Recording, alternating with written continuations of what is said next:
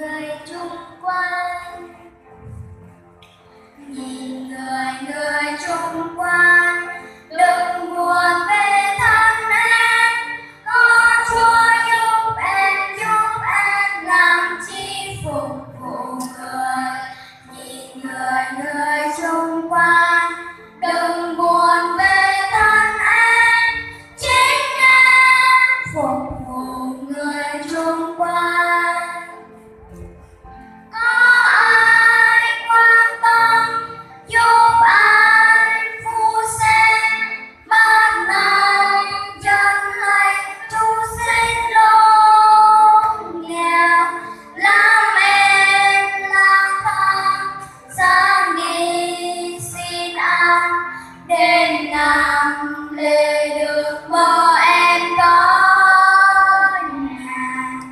Nhìn người chung quanh, đừng buồn về thân em, có Chúa giúp em làm chi phục vụ người. Nhìn người chung quanh, đừng buồn về thân em, chính em phục vụ người chung quanh.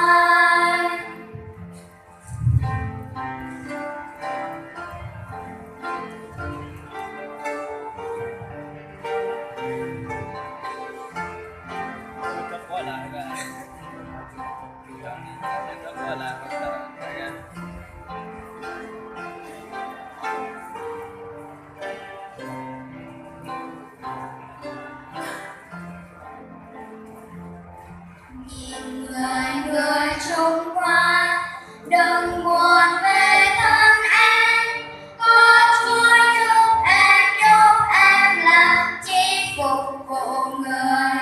Nhìn người chung quanh, đừng buồn về thân em, chính em phục vụ người chung quanh.